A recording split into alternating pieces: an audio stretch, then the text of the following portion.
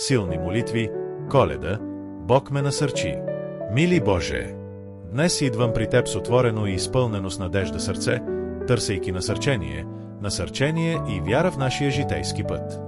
Отче, знаем, че Ти си източникът на цялата сила и смелост и именно в Теб намираме подкрепата, от която се нуждаем, за да се изправим пред ежедневните предизвикателства. Преди да продължите, Ви молим да щракнете върху бутона «Харесва ми» на този видеоклип, да се абонирате за нашия канал, така че други хора да имат достъп до тази молитва. Господи, в Теб възлагаме нашето упование и вяра.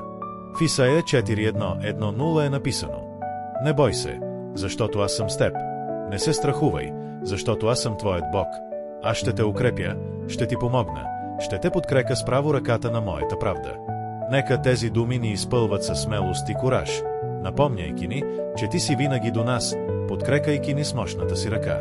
Отче, молим Те да обновиш нашата сила и нашата вяра.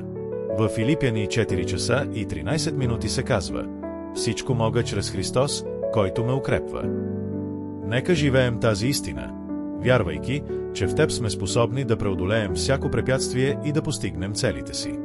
Нека нашата вяра бъде солидна основа, която ни подкрепя във всички времена на трудности. Господи, помогни ни да посрещаме предизвикателствата със смелост и решителност. В Исус Навиев 1:9 Ти ни казваш: Не Ти ли заповядах? Бъди силен и смел. Не бой се и не се страхувай, защото Господ Твоят Бог е с теб, където и да отидеш. Нека помним това обещание и намерим смелостта да продължим напред, знаейки, че Ти ни водиш във всяка стъпка. Отче, моля Те да премахнеш от нас страховете и съмненията, които ни пречат да продължим напред. Нека напълно се доверим на Твоята доброта и Твоите планове за нашия живот. В Псалм 5:6, 3-4 Давид заявява: Когато и да се страхувам, ще се доверя на Теб.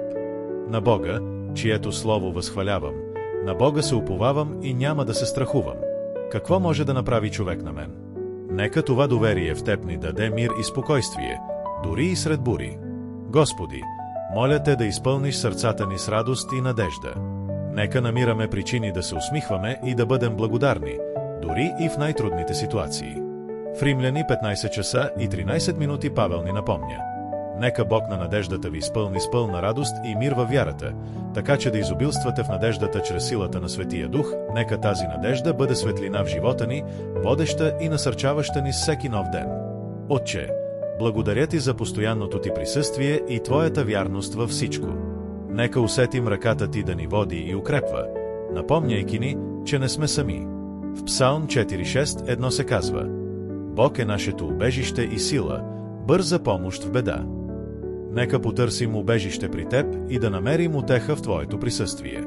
Господи, моля Те да ни помогнеш да живеем всеки ден с цел и решителност, като посветим живота си да Ти служим и да отразяваме Твоята любов към другите.